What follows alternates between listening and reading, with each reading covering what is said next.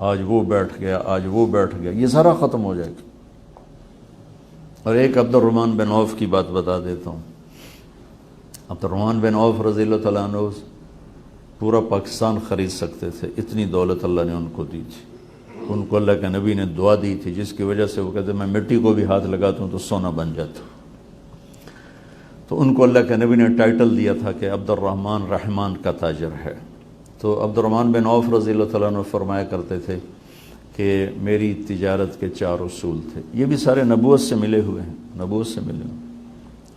فرمایا کبھی ادھار نہیں خریدا، پہلا میرا اصول کہ میں نے زندگی بھر کبھی ادھار نہیں خریدا۔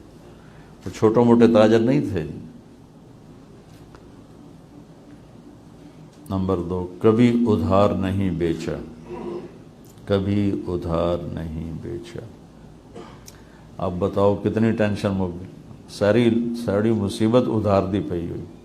کوئی ادھار دینا یا لینا منع نہیں ہے، لیکن آپ حیران ہوں گے کہ میرے نبی نے نافرمان سے نافرمان کا جنازہ پڑھایا، مکروز کا جنازہ نہیں پڑھایا۔ آپ پوچھتے تھے اس پر قرضہ ہے؟ کہ جی ہے، کہ تمہیں پڑھا لو۔ ایک صحابی کا جنازہ ہے، آپ کھڑے ہونے کا یا رسول یہ تو بہت غلط آدمی تھا، تو آپ نے کہا کسی نے اس کی کوئی نیکی دیکھی؟ تو ایک نے کہا جی اس نے اور میں نے مل کر اللہ کی راہ میں پہرا دیا تھا ایک رات۔ آپ نے کہا واہ، تم اسے جہنمی کہہ رہے ہو، میں اسے جنتی کہہ رہا ہوں، اور آپ نے اس کا جنازہ پڑھایا۔ مکروز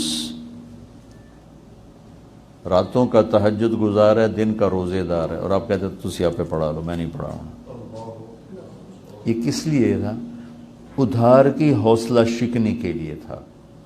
یہ نہیں کہ خود ساری زندگی ادھار پہ چلے، ساری زندگی ادھار۔ جس وقت دنیا سے تشریف لے گئے تو زرہ رہن رکھی ہوئی تھی، وہ بھی ادھار کی ایک قسم ہے، اور اس کے بدلے میں آپ نے کوئی جو لیے تھے، اور وہ جو آپ واپس کر کے اپنی زرہ نہیں چھڑوا سکے۔